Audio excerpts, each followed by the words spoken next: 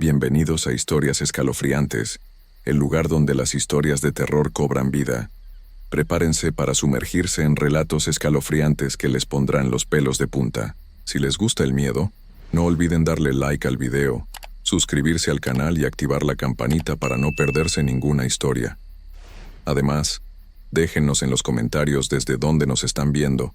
Queremos saber de qué rincón del mundo nos acompañan.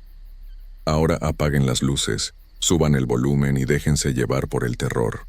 Hay cosas en este mundo que no podemos explicar con la razón. Cosas que suceden en la oscuridad, lejos de las miradas de la gente común. A veces, lo que creemos sagrado puede esconder algo más oscuro de lo que jamás imaginaríamos. Esta es una historia que sucedió hace años en un pueblo pequeño, donde la fe de la gente fue puesta a prueba de la manera más terrible. Lo que están a punto de escuchar ocurrió de verdad, y aunque muchos prefieren olvidarlo, hay quienes todavía recuerdan aquellos días con miedo. El pueblo de San Martín de las Flores era un lugar tranquilo, de esos donde todos se conocen y las puertas de las casas permanecen abiertas hasta tarde. Las calles de tierra se llenaban cada tarde con el sonido de los niños jugando, y los domingos, la iglesia del centro se abarrotaba de familias enteras que iban a misa. Era un lugar donde nunca pasaba nada malo, o al menos eso creían todos. Todo cambió cuando llegó el padre Pablo. Era un hombre alto, de piel morena y ojos profundos que parecían mirarte hasta el alma. Venía de muy lejos, de las montañas del sur, y la diócesis lo había enviado para hacerse cargo de la parroquia, porque el padre anterior había enfermado. Al principio la gente lo recibió con los brazos abiertos. Era amable, hablaba con voz suave y siempre tenía una sonrisa para los feligreses.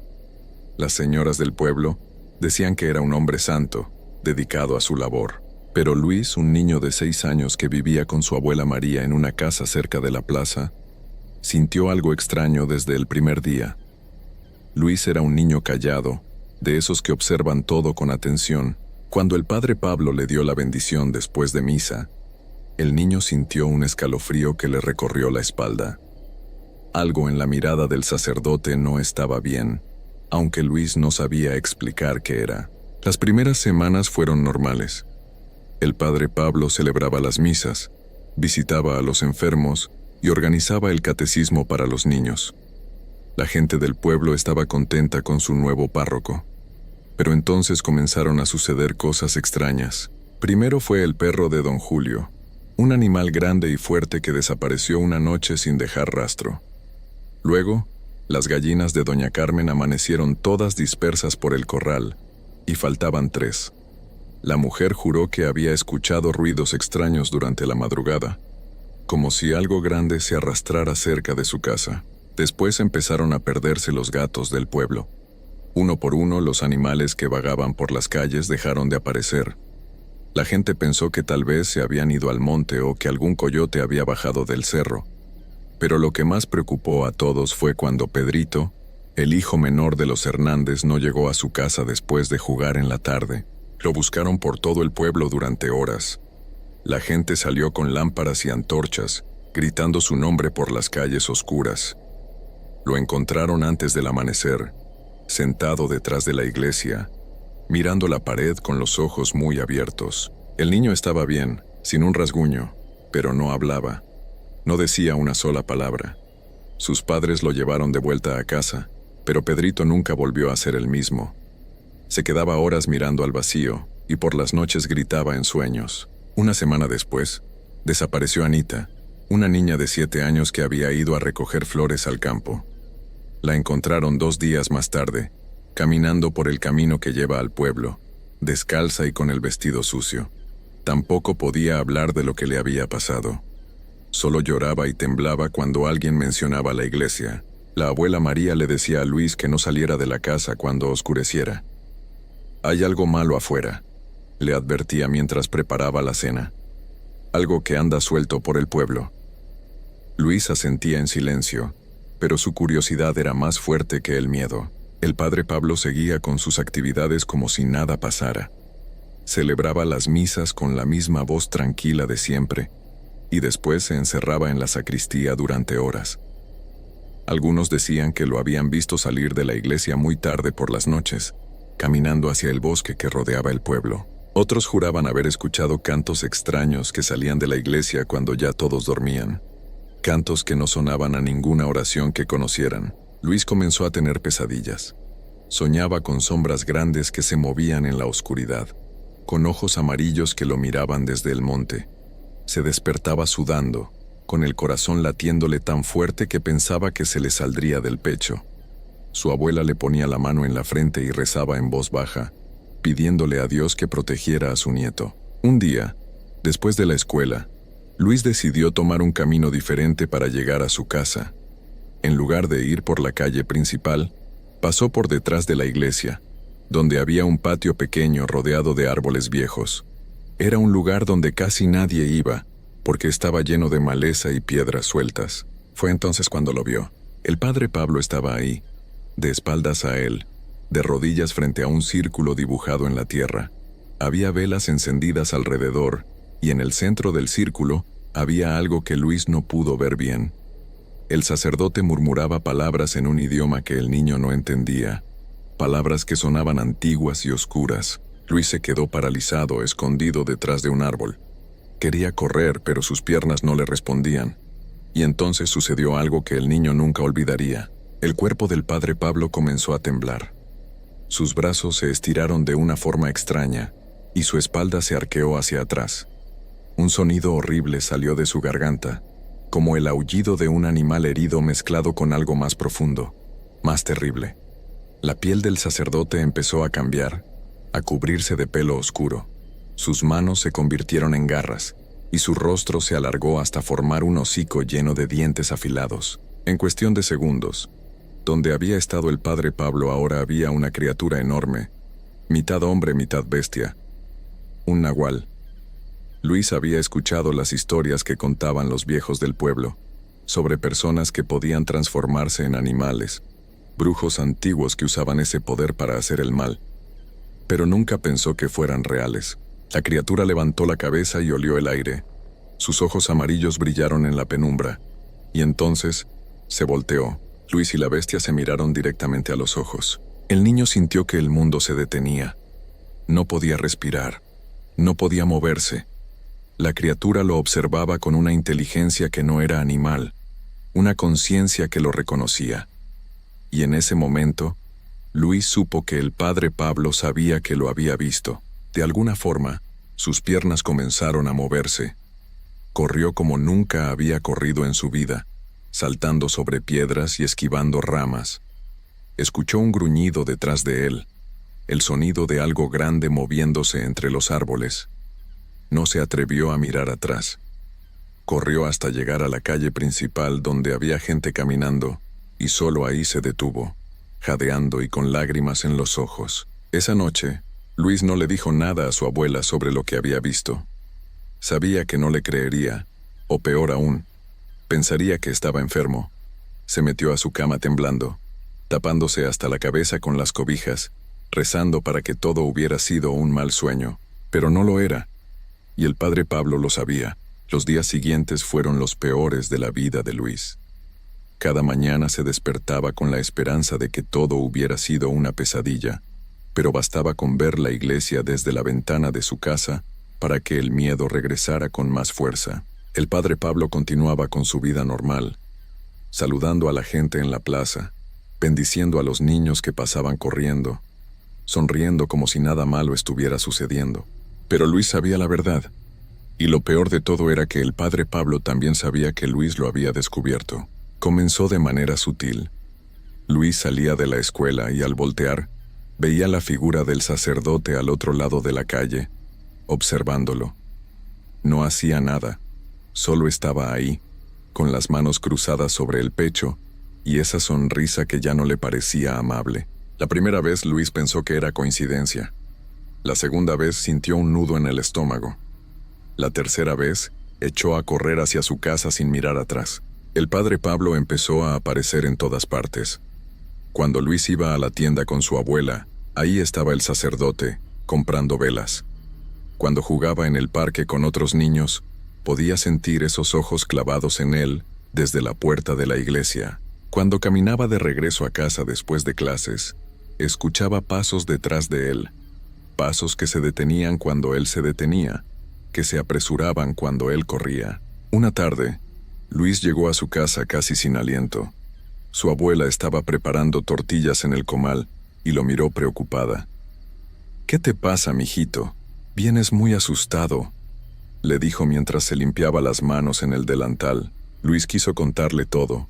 Las palabras se agolpaban en su garganta, pero cuando abrió la boca, el miedo lo paralizó.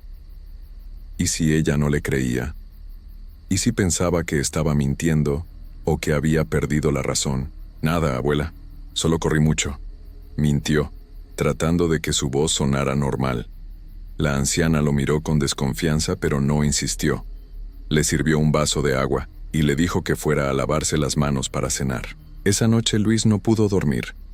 Se quedó acostado en su cama mirando el techo de madera, escuchando los sonidos de la noche. Los grillos cantaban afuera, y de vez en cuando se escuchaba el ladrido lejano de algún perro. Pero había otro sonido, uno que hacía que se le erizara la piel.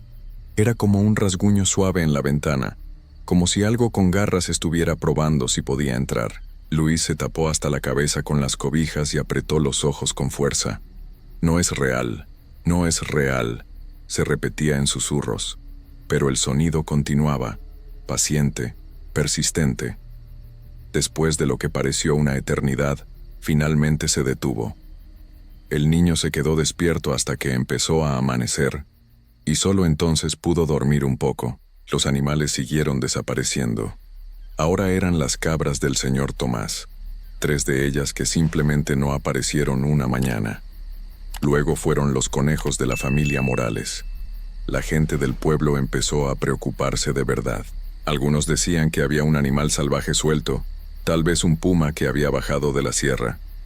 Otros, los más viejos, murmuraban sobre cosas peores, sobre brujerías y maleficios. El padre Pablo organizó una misa especial para pedir protección.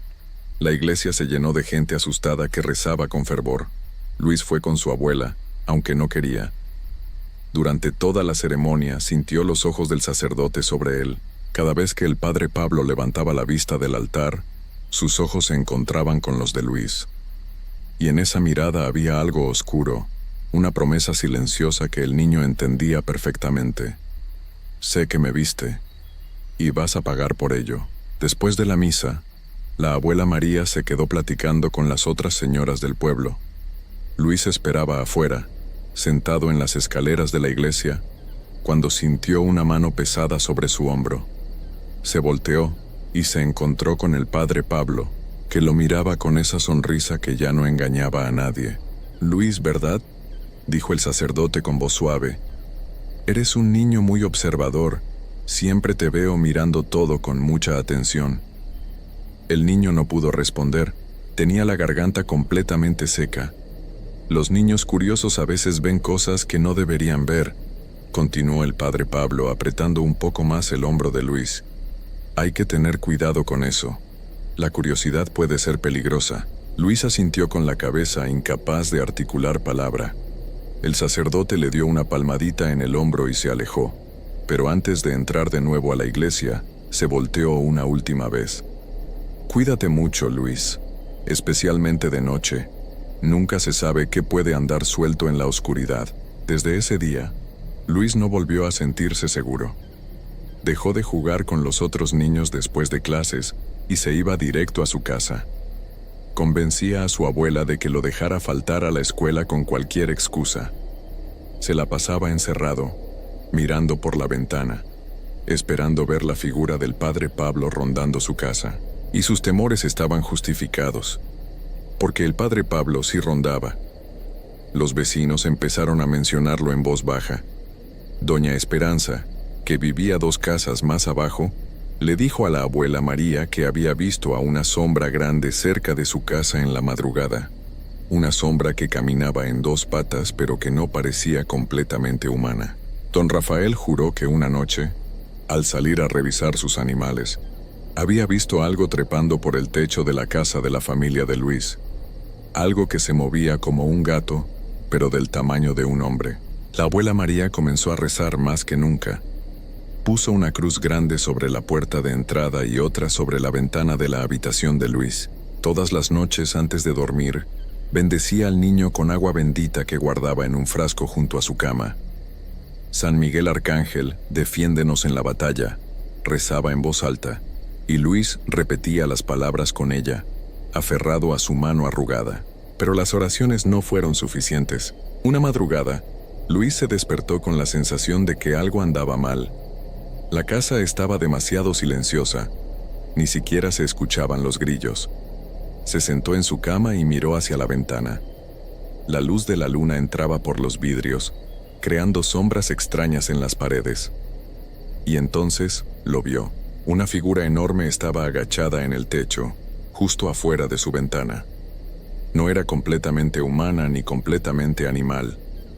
Era el nahual, la criatura en la que el padre Pablo se transformaba. Sus ojos amarillos brillaban en la oscuridad y su hocico mostraba hileras de dientes afilados.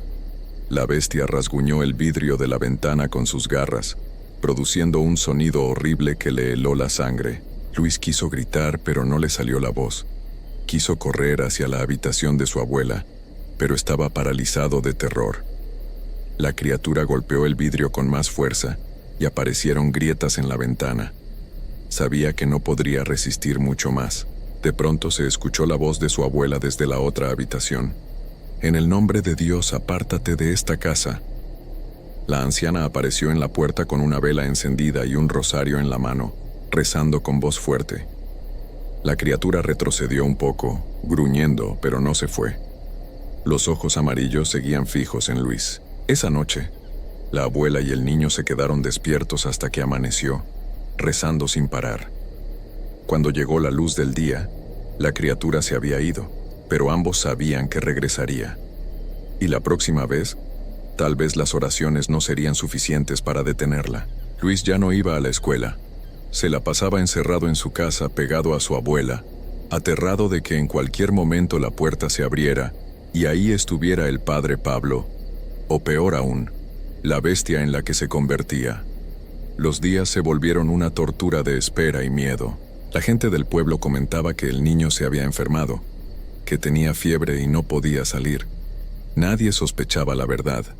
Nadie imaginaba que el hombre al que acudían buscando consuelo y protección era justamente el causante de todo el mal que había caído sobre San Martín de las Flores. Y entonces llegó aquella noche. La última noche de Luis. Era una noche sin luna. El pueblo estaba sumido en una oscuridad profunda que parecía tragarse hasta los sonidos. La abuela María había colocado velas en cada rincón de la casa y el rosario colgaba de la puerta principal. Había rociado agua bendita en todas las entradas, en las ventanas, en el umbral. Hizo todo lo que su fe le dictaba para proteger a su nieto. Luis estaba acostado en su cama, pero no dormía. Ya no podía dormir. Cada vez que cerraba los ojos veía esos ojos amarillos, ese hocico lleno de dientes, esas garras que rasguñaban el vidrio. Su abuela se había quedado dormida en una silla junto a su cama, agotada después de tantas noches sin descanso. El rosario colgaba de sus dedos arrugados y su respiración era suave y pausada. Luis miraba el techo, contando las vigas de madera, tratando de pensar en cualquier cosa que no fuera el miedo. Pero entonces lo escuchó. Un rasguño suave en la puerta de entrada, tan suave que casi parecía el roce del viento. Pero Luis sabía que no era el viento. El rasguño se hizo más fuerte. Luego vino un golpe sordo, como si algo pesado se hubiera arrojado contra la madera. La abuela se despertó de golpe, mirando hacia la puerta con los ojos muy abiertos. Otro golpe, más fuerte. La puerta crujió pero resistió. Las velas comenzaron a parpadear todas al mismo tiempo, como si algo hubiera succionado el aire de la habitación. «Quédate aquí», susurró la abuela con voz temblorosa levantándose de la silla. Tomó el rosario con fuerza y caminó hacia la sala. Luis quiso detenerla, decirle que no fuera, pero las palabras no salieron de su boca. Se quedó en la cama, temblando, escuchando. Los golpes se detuvieron. Hubo un silencio terrible que fue peor que cualquier ruido. Luis podía escuchar su propio corazón latiendo con fuerza en sus oídos. Y entonces escuchó algo que le heló la sangre. Era la voz del padre Pablo, pero distorsionada, como si viniera de muy lejos o desde algún lugar oscuro y profundo. «María», llamó la voz desde afuera. «Abre la puerta. Vengo a bendecir tu casa, a protegerlos». La abuela se detuvo frente a la puerta, aferrando el rosario.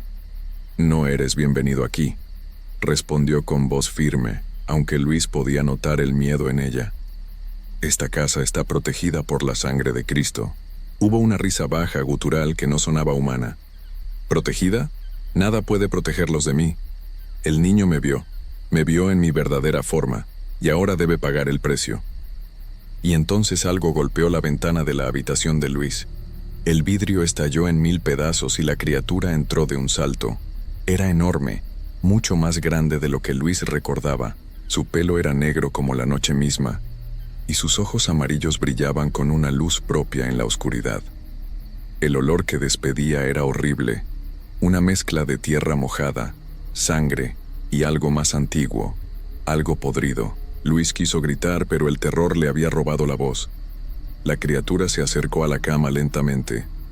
Su abuela apareció en la puerta, gritando y arrojando agua bendita hacia la bestia. El líquido tocó la piel del nahual, y éste aulló de dolor, retrocediendo un paso. Pero solo un paso. La criatura se volvió hacia la anciana y de un golpe la tiró al suelo. La abuela María cayó con un sonido seco y se quedó quieta. Luis la llamó, pero ella no respondió. Lágrimas comenzaron a correr por las mejillas del niño, mientras la bestia se volvía hacia él nuevamente.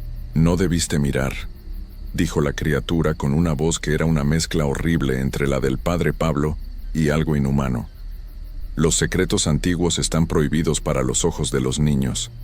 Ahora formarás parte del ritual». Luis trató de levantarse de la cama, de correr, de hacer algo, pero sus piernas no le respondían. La criatura extendió una garra hacia él. Lo último que Luis vio fueron esos ojos amarillos, y luego todo se volvió negro. Cuando el sol salió a la mañana siguiente, Doña Esperanza pasó frente a la casa de María y notó que la puerta estaba abierta. Entró llamándola y lo que encontró la hizo gritar con tal fuerza que todo el pueblo acudió corriendo. En el centro de la sala estaba Luis. Su cuerpo pequeño yacía rodeado de velas negras que alguien había colocado formando un círculo perfecto. Alrededor de él había varios animales, todos sin vida. Gatos, perros, gallinas, un conejo, todos colocados mirando hacia el niño, como si fueran parte de alguna ceremonia terrible. El rostro de Luis estaba sereno, casi pacífico, pero sus ojos abiertos miraban al vacío con una expresión de terror que nadie que lo vio pudo olvidar jamás. La abuela María estaba en su habitación, viva pero en shock. No habló durante días. Cuando finalmente pudo articular palabras, solo repetía una y otra vez: «Fue él, el padre, fue él». Pero nadie le creía. El padre Pablo ofició el funeral de Luis. Lloró frente a todos los del pueblo. Dio un sermón hermoso sobre la inocencia de los niños. La gente lo abrazó, lo consoló. Nadie vio la sonrisa que cruzó su rostro cuando todos se fueron del cementerio. Los eventos extraños no se detuvieron. Siguieron desapareciendo animales y niños. Las familias comenzaron a abandonar San Martín de las Flores. En menos de un año, el pueblo que había sido tan lleno de vida se convirtió en un lugar fantasma. La abuela María murió 6 meses después. La enterraron junto a Luis. El padre Pablo se quedó en el pueblo durante 2 años más, y luego simplemente desapareció. La iglesia quedó abandonada, con símbolos extraños pintados en las paredes y un olor a muerte que ninguna limpieza pudo quitar. Hoy en día, San Martín de las Flores ya no existe en los mapas. La iglesia sigue ahí, pero nadie se atreve a entrar. Los que pasan cerca juran que por las noches se ven luces moviéndose dentro, y que se escuchan cantos en un idioma antiguo. Hay quienes dicen que el padre Pablo nunca se fue realmente, que sigue ahí, en las ruinas del pueblo esperando, porque los nahuales no mueren como los humanos normales. Viven por siglos, alimentándose de los que tienen la mala suerte de cruzarse en su camino. La historia de Luis es un recordatorio de que la oscuridad puede esconderse detrás de las sonrisas más amables, y de que hay males en este mundo que son más antiguos y más poderosos que cualquier oración. Que esta historia sirva de advertencia. Continuamos. A veces hay cosas que pasan y que no tienen explicación.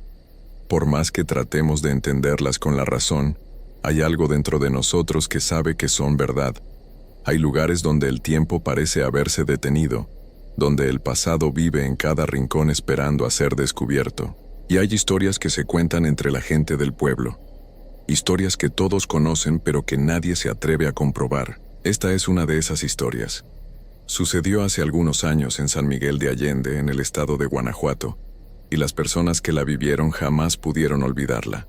Roberto tenía 29 años cuando decidió mudarse a San Miguel de Allende. Venía de Monterrey, donde había trabajado durante años en una oficina que lo tenía cansado y sin ánimo. Necesitaba un cambio, un lugar tranquilo donde pudiera empezar de nuevo. San Miguel le pareció perfecto.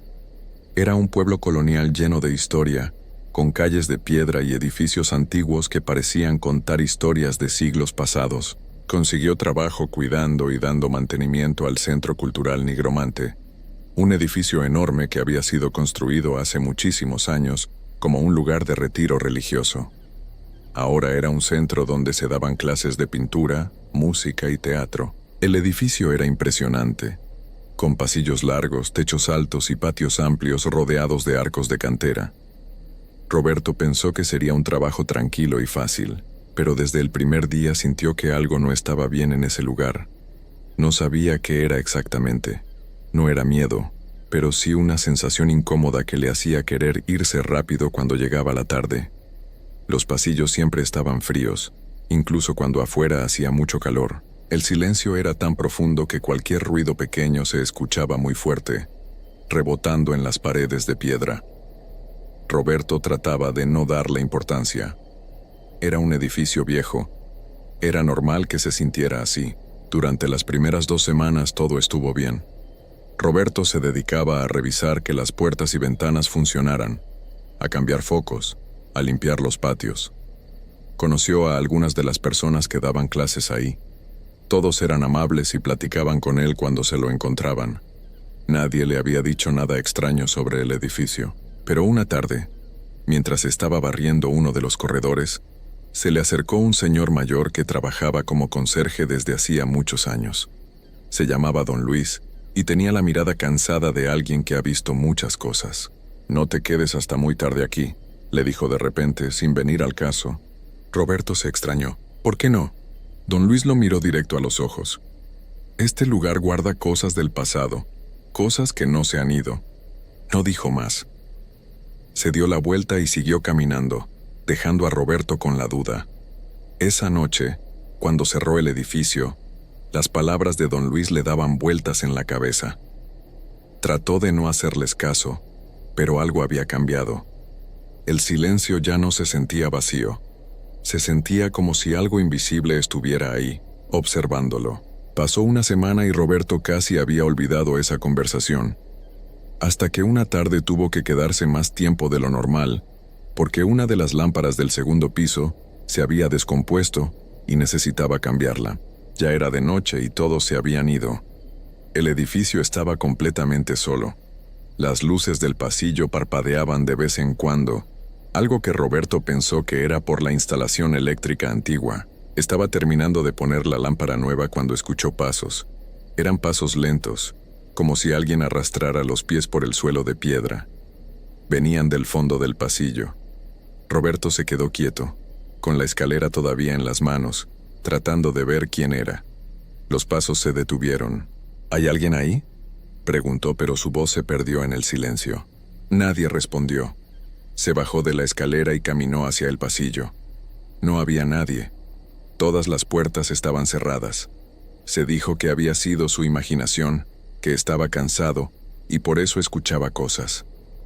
Recogió sus herramientas rápido y bajó las escaleras, con ganas de irse ya de ahí. Pero cuando pasó frente a una de las capillas antiguas que todavía existían en el edificio, algo lo hizo detenerse. La puerta estaba un poco abierta, y desde adentro salía un olor muy raro. No era olor a humedad ni a polvo, como sería normal en un lugar cerrado. Era un olor dulce pero desagradable, como a flores viejas mezcladas con algo que se está echando a perder. Roberto se asomó con cuidado. La capilla estaba oscura, solo iluminada por un poco de luz de luna que entraba por una ventana alta. Al fondo, junto al altar viejo, había una figura de pie. Era una mujer vestida con un hábito oscuro, completamente quieta. Su cara estaba oculta por una capucha grande. El corazón de Roberto empezó a latir fuerte. «Disculpe, el edificio ya está cerrado, no puede estar aquí». La figura no se movió. No contestó. Roberto dio un paso adelante, y en ese momento la mujer levantó la cabeza muy despacio. Aunque no podía verle la cara bien, sintió que lo estaba viendo fijamente. Un frío horrible le recorrió la espalda. Entonces, la figura empezó a caminar hacia él. Pero no eran pasos normales. Era como si se deslizara por el suelo, sin hacer ningún sonido. Roberto retrocedió por instinto, pero sus piernas no le respondían bien. Quería correr, pero no podía moverse. La mujer se acercaba más y más, y ahora Roberto podía ver algo que lo llenó de terror. De su boca salían cosas pequeñas que se movían. Eran gusanos blancos, retorciéndose, cayendo al suelo mientras ella seguía avanzando. Algunos de esos gusanos se convertían en mariposas blancas que volaban por toda la capilla de forma extraña. Roberto finalmente pudo moverse. Salió corriendo de ahí sin voltear atrás, bajó las escaleras lo más rápido que pudo, cruzó el patio corriendo, y no paró hasta que estuvo afuera del edificio. Su respiración estaba agitada, todo su cuerpo temblaba. No podía creer lo que acababa de ver. Esa noche no durmió nada. Cada vez que cerraba los ojos veía esa figura acercándose, los gusanos cayendo de su boca, las mariposas volando en la oscuridad. Al día siguiente llegó temprano al trabajo decidido a hablar con don Luis. Necesitaba saber qué era lo que había visto. Lo encontró en el cuarto de herramientas guardando unas escobas. Cuando Roberto le contó lo que había pasado, don Luis no se sorprendió. Solo asintió despacio, como si hubiera estado esperando que esto pasara. «¿La viste?», dijo en voz baja. «La religiosa». Roberto se sentó en una silla vieja que había ahí, todavía nervioso. «¿Quién es? ¿Qué hace ahí?». Don Luis suspiró hondo, y se quedó callado un momento antes de hablar. Hace muchísimos años este lugar era un convento. Lo mandó construir una joven que se llamaba Josefa. Era una muchacha de familia rica que perdió a sus padres cuando tenía apenas 16 años. Heredó mucho dinero y decidió entregarse a la vida religiosa. Con su dinero hizo construir este convento para que vivieran ahí las religiosas. Don Luis siguió contando mientras Roberto escuchaba sin poder quitarse de la cabeza la imagen de aquella figura en la capilla. Josefa entró al convento cuando apenas terminaron de construirlo. Dicen que era muy devota, que pasaba horas y horas rezando en la capilla, que dejaba de comer por días enteros para hacer penitencia. Pero algo le pasó, algo que nadie pudo entender. Empezó a enfermarse de una manera muy extraña. Su cuerpo se fue debilitando poco a poco, su piel se puso muy pálida, y empezó a despedir un olor horrible que ningún remedio podía quitar. Roberto sintió un escalofrío al recordar ese olor dulce y podrido que había sentido en la capilla. Las otras religiosas trataron de ayudarla, pero cada día estaba peor. Josefa dejó de comer completamente. Ya no salía de su habitación. Solo se le escuchaba rezar día y noche, con una voz cada vez más débil. Hasta que una mañana dejó de escucharse. Cuando entraron a su cuarto, la encontraron en el suelo con el cuerpo lleno de gusanos. Pero lo más extraño fue que algunos de esos gusanos se estaban convirtiendo en mariposas blancas que volaban por todo el cuarto. Roberto sintió que se le revolvía el estómago. ¿Cómo puede pasar algo así? Don Luis negó con la cabeza. Nadie lo supo nunca. Los doctores que vinieron después no pudieron explicarlo. Dijeron que era como si su cuerpo hubiera empezado a descomponerse mientras ella todavía estaba con vida. La enterraron aquí mismo en la capilla, pero desde entonces muchas personas dicen haberla visto. Siempre aparece de noche, siempre en la capilla, y siempre con esos gusanos y esas mariposas. Roberto se quedó callado por un momento. Parte de él quería pensar que todo era una historia inventada, una leyenda que se contaba para asustar, pero él la había visto. Había sentido ese frío que no era normal. Había visto los gusanos cayendo de su boca. ¿Por qué sigue aquí?, preguntó al final. Don Luis lo miró con tristeza. Hay quienes dicen que Josefa hizo algo muy malo antes de entrar al convento, algo por lo que nunca pudo encontrar el perdón, ni siquiera después de pasar toda su vida rezando. Otros dicen que su devoción era tan fuerte, tan obsesiva, que su espíritu simplemente no pudo irse. Se quedó atrapado aquí, en este lugar que ella misma construyó, repitiendo su penitencia una y otra vez. Los días que siguieron fueron muy difíciles para Roberto. Trataba de hacer su trabajo normal, pero no podía evitar sentirse observado todo el tiempo. Cada sombra lo hacía brincar, cada ruido lo ponía nervioso. Ya no se quedaba hasta tarde. Siempre procuraba irse antes de que oscureciera, pero una tarde, mientras revisaba unas tuberías que tenían fuga en el sótano del edificio, la puerta que daba a las escaleras se cerró de golpe. Roberto corrió hacia ella y trató de abrirla, pero estaba atorada. Empujó con todas sus fuerzas, pero no se abría. El pánico empezó a apoderarse de él. «¡Auxilio, estoy aquí abajo!», gritó, pero sabía que no había nadie más en el edificio a esa hora. La única luz que tenía era la de su lámpara de mano.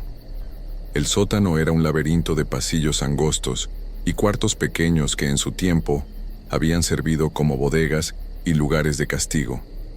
Roberto caminó buscando otra salida, pero cada puerta que encontraba estaba cerrada o daba a otro cuarto vacío.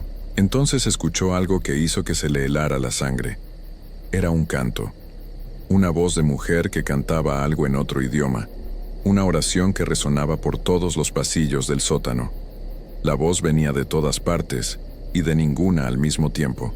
Roberto caminó más rápido, desesperado por encontrar una salida. El canto se hacía cada vez más fuerte, más cercano, y entonces la vio de nuevo. Al final de uno de los pasillos, iluminada apenas por un poco de luz que se filtraba desde alguna rendija, estaba la religiosa. Esta vez estaba de frente. Roberto pudo ver su cara, y lo que vio lo marcó para siempre.